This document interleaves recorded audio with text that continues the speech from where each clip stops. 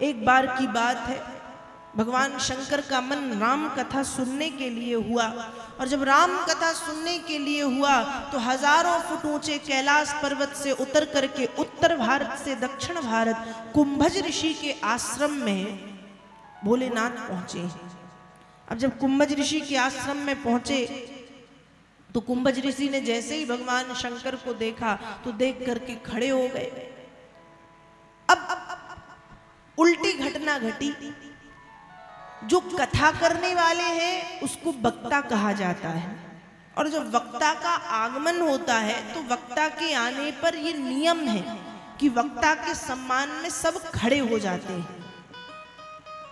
लेकिन किसी के भी आने पर वक्ता खड़ा नहीं होता। होता है क्या कि वक्ता कथा कर रहा और कोई बड़ा वीआईपी आ गया तो वक्ता खड़ा हो जाए? नहीं हो सकता। हाँ, वक्ता यदि आया है तो कोई कितना भी बड़ा हो वो वक्ता के सम्मान में खड़े होंगे, ये नियम है। तो कुंभज ऋषि बैठ के कथा कर रहे थे, इतने में पहुंच गए भगवान शंकर। अब जैसे ही भगवान शंकर पहुंचे तो कुंभज ऋषि भगवान शंकर को देख के खड़े हो गए। होना तो नहीं था क्योंकि उस समय वो कथा कर रहे थे, पर हो गए। क्यों? क्योंकि कुंभज ऋषि ने देखा कि आज जो कथा सुनने पधारे हैं वो कोई साधारण श्रोता नहीं है। कौन आए हैं? स्वयं भगवान शंकर आए हैं। और कौन भगवान शंकर? गोस्वामी जी मानस में लिखते हैं, रचि महेश मानस नेज राखा, रचि महेश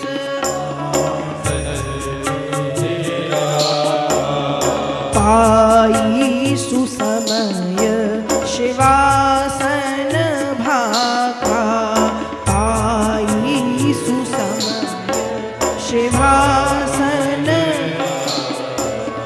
रचि महेश मानस निज राखा, रचि महेश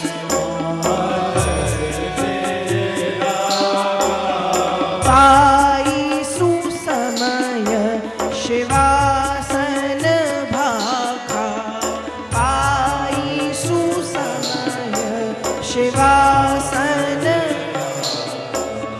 पाई सुसमय से वासन भाखा, पाई सुसमय।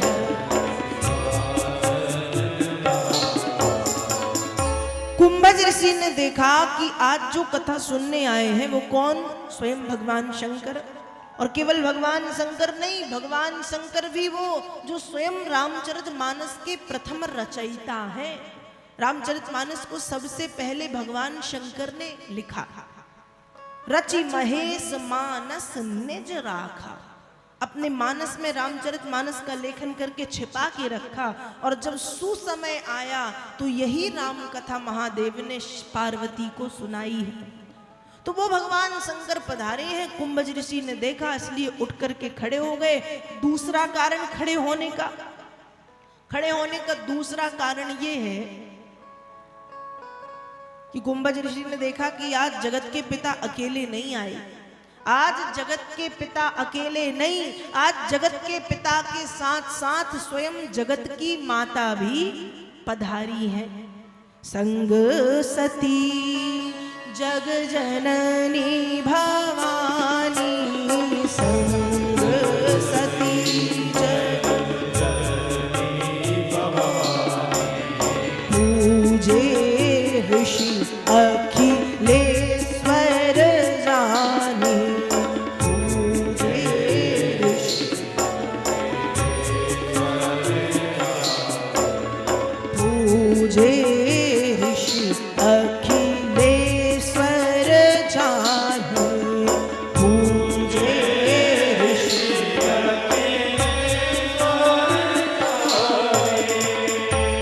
भगवान शंकर के साथ स्वयं माता सती पधारी है। जो कौन है? जो जगत जननी है, जो जगदम्बा है, जो पराम्बा है, जो आदि शक्ति है, जो भवानी है, वे स्वयं आई हैं। और जब जगत के माता पिता को आते हुए देखा तो कुंभज ऋषि अपने आप को रोक नहीं पाए, उठ करके खड़े हो गए। भगवान शंकर का आदेश हुआ कि महाराज मैं तो राम कथा सुनने आया हूँ। भोलेनाथ का आदेश पाकर के कुंभज ऋषि ने राम कथा का गायन करना प्रारंभ किया। राम कथा सुनाई। राम कथा सुनकर के भगवान शंकर लौटने लगे। जब भगवान शंकर लौट रहे थे, त्रेता युग का समय चल रहा था, राम जी नरलीला कर रहे थे और नरलीला में भी सीता जी का हरण हो चुका था। और राम जी क्या कर रहे हैं? हे खग मृग हे मधुकर श्रेणी, तुम देखी सीता मृग नयनी। भोलेनाथ ने जब ये लीला देखी तो भगवान शंकर तो जानते हैं कि लीला है। एक पेड़ के पीछे छिप गए और छिप करके प्रणाम किया। जय सच्चिदानंद जग पावन, संसार को पावन करने वाले सच्चिदानंद प्रभु को मैं प्रणाम करता हूं। लेकिन मां सती को लगा कि ये बनवासी जो अपनी पत्नी के वियोग में रोने वाला, क्या ब्रह्म राम हो सकते हैं? ये राम नहीं है। भोलेनाथ का भ्रम है कि ये राम है। अभी अभी कथा सुन के आई हैं। देखो, जो कथा में आता है पर वो कथा में शरीर से तो रहता है, पर मन उसका कथा में नहीं रहता। उसके जीवन में संशय उत्पन्न होते हैं, उसके मन में प्रश्न उत्पन्न होते हैं। और जो कथा में आता है शरीर से भी मन से भी कथा में है, उसके सारे प्रश्नों के उत्तर उसको कथा में ही मिल जाते हैं। फिर उसको संशय, उसके जीवन में, उसके मन में संशय भगवान के लिए नहीं आता। लेकिन यदि संशय आ रहा है तो समझ जाओ कि कहीं ना कहीं आपके सुनने में कोई कमी है, आपका ध्यान यहां वहां भटका है, तभी तो आपके मन में संशय है। तो सती के मन में अब भी कथा सुन के आई है, राम कथा, उसके बाद भी सती के मन में संशय आया कि ये कौन है। और जैसे ही कहा ये कौन, पूछ रही है कि प्रभु ये कौन है। भोलेनाथ ने बताया कि देवी सोई मम इष्ट देव रघुवीरा, ये मेरे इष्ट राम जी हैं। सती को विश्वास नहीं हुआ, फिर से पूछा। भगवान ने सोचा शायद इनको हिंदी में समझ में नहीं आया, संस्कृत में समझाऊं। रमन्ते योगिनो अस्मिन्निति रामः, देवी ये वही राम है जो योगियों के हृदय में निवास करते हैं, जो योगियों के हृदय में रहते हैं, ये वही राम है। फिर से समझ में नहीं आया। और जब फिर से समझ में नहीं आया कि वही राम है, तीसरी बार पूछा ये कौन है। और जब तीसरी बार पूछा और कह रही है कि प्रभु सोई राम किया पर को जाहि जपत त्रिपुरारी, सत्य धाम सर्वज्ञ तुम कहु विवेक विचार। सोच समझ के बताओ ये कौन राम है, क्योंकि दुनिया में तो राम भी बहुत से हैं। एक ये बनवासी राम जो पत्नी के वियोग में कामी पुरुष की तरह रो रहा है, एक परशुराम जिसने अपनी माता का गला काटा था, एक बलराम, और भी पता नहीं दुनिया में कितने राम हैं। आप किस राम की बात कर रहे हैं? ये कौन राम है? भोलेनाथ समझ गए। कितना समझाने के बाद भी यदि समझ में नहीं आ रहा है तो समझ जाइए कि अब इनको समझाने का काम नहीं। कहते हैं किसी भी व्यक्ति को, हमसे जो छोटा है, उसको ज्यादा से ज्यादा 3 बार समझाओ। कितने बार? 3 बार। एक बार समझाओ, दूसरी बार समझाओ, अपना जान के तीसरी बार फिर समझाओ, और तीसरी बार में भी जब उसको समझ में ना आए तो सोच लो होई है वही जो राम रचि राखा, को करी तर्क बढ़ावे शाखा। भगवान शंकर ने भी सती को 3 बार समझाया है कि ये वही राम है, ये वही राम है, ये वही राम है जिनकी मैं माला जपता हूं। लेकिन जब सती का मन नहीं भरा, फिर भी संशय समाप्त नहीं हुआ, तो भगवान शंकर बोल पड़े, मन में सोचने लगे। लागिना और उपदेश जदपि कहु शिववार बहु, बोले भी हसी महेश हरि माया बल जाने जिय। भोलेनाथ समझ गए कि समझाने पर भी नहीं समझ रही, मतलब हरि की माया का प्रभाव पड़ चुका है और सती का विवेक भ्रष्ट हो गया है। इसलिए भगवान शंकर ने कह दिया कि हे देवी, जो तुम्हारे मन अति संदेहु,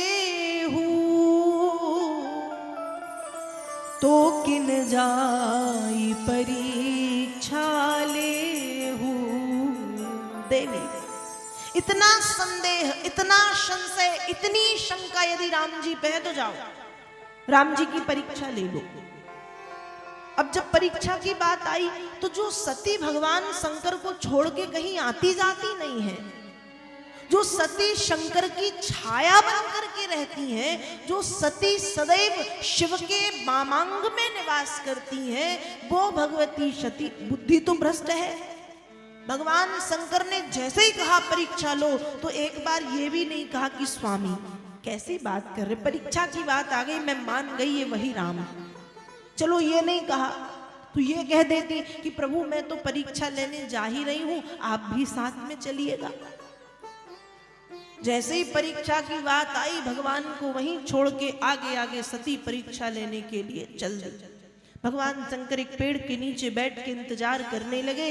यहाँ सती परीक्षा लेने जा रही हैं और मन में सोच रही हैं कि सीता का वेश रखूंगी, और यदि ब्रह्म राम है तो मां समझ करके प्रणाम कर लेंगे, और कोई साधारण मनुष्य है तो मेरा हाथ पकड़ के मुझसे कहेगा कि सीता तुम कहां चली गई थी।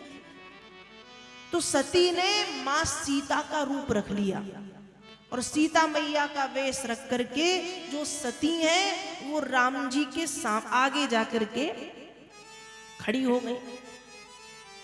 अब राम जी तो बात की बात लक्ष्मण जी भी समझ गए कि ये सीता मैया नहीं है, लेकिन उनने मौन रहना उचित समझा कि प्रभु देखें, अब जो करें, जो प्रभु करेंगे वो देखा जाएगा। मौन हो गए। राम जी ने जैसे ही देखा तो तुरंत हाथ जोड़े, मां कह के प्रणाम किया। और राम जी क्या कह रहे हैं? मां कहू बहोरी कहाँ ब्रश के तू, कहू बहोरी कहाँ ब्रश के तू, विपिन वकेली फिरहू के ही है तो, विपिन वकेली फिरहू के ही कहू बहोरी कहाँ ब्रश के तू, कहू बहोरी कहाँ ब्रश के तू, विपिन वकेली फिरहू के ही है तू, विपिन वकेली फिरहू के ही। राम जी ने मां कहकर के सबसे पहले प्रणाम किया और राम जी पूछ रहे हैं, मां नंदी पर सवार होने वाले भगवान वृषकेतु, भगवान आशुतोष कहाँ हैं? आप इस घनघोर जंगल में अकेली क्यों घूम रही हैं? और जैसे ही मां कहा, सती का सिर लज्जा से नीचे झुक गया और दौड़ते भागते हुए सती वापस आई। जब सती वापस आई तो भगवान शंकर वैसे ही पेड़ के नीचे बैठ के इंतजार कर रहे थे कि जैसे ही ये आएंगी और पूछूंगा कि कैसी परीक्षा ली। भगवान चाहते तो यहां अपने भ्रकुटी में देख सकते थे कि क्या हो रहा है, पर आज भोलेनाथ का मन भी ध्यान में नहीं लग रहा। सोच रहे हैं कि क्या कर रही होंगी, कैसे परीक्षा ले रही होंगी, इंतजार कर रहे हैं कि जल्दी आए तो मैं पूछूं। और जैसे ही सती आई, महादेव ने पूछा, देवी कहो क्या परीक्षा ली? तो सती झूठ बोल दिया। सत्य मार्ग पर चलने वाली देवी सती ने शिव से झूठ बोला। शिव कौन? जो विश्वास का स्वरूप है। सती कौन? जो स्वयं श्रद्धा का स्वरूप है। भवानी शंकरौ वंदे श्रद्धा विश्वास रूपिणौ। गोस्वामी जी मंगलाचरण में लिखते हैं कि मैं वंदना करता हूं भवानी और शंकर की, जो श्रद्धा और विश्वास का स्वरूप है।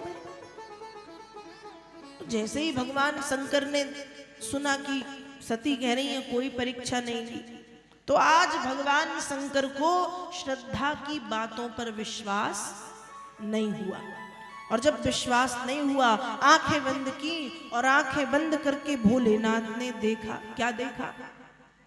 सती कीन्ह सीता कर वेशा, शिव उर भयउ विषाद विशेखा।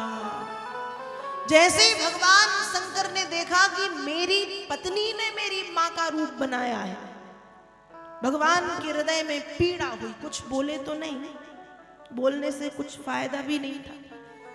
मौन धारण कर लिया और सती का उसी क्षण त्याग कर दिया।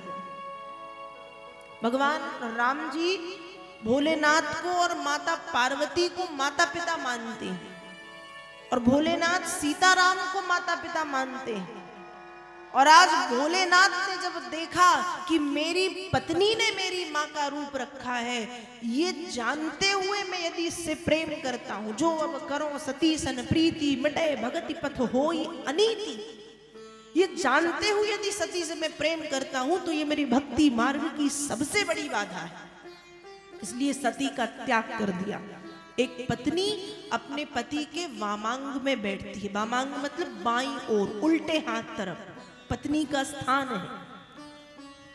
और कुछ स्थान ऐसे हैं जहां पर पत्नी अपने पति के दाहिनी ओर बैठती है, सीधे हाथ तरफ, मतलब पत्नी अपने पति के बाजू में बैठती है, वामांग में ज्यादातर, या दाहिनी ओर।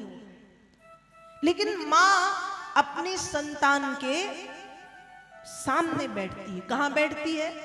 सामने। इसलिए सन्मुख शंकर आसन दीन्हा, भगवान शंकर ने सती को वामांग में जो स्थान था वो छीन के सामने बिठाया कि आज से आपका स्थान वो है। कुछ कहा नहीं, सिर्फ स्थान बदल दिया, और भगवान शंकर मौन होकर के 87,000 वर्ष तक तपस्या करने के लिए बैठ गए। बीते संबत सहस 87 तजी समाधि शंभु अविनाशी।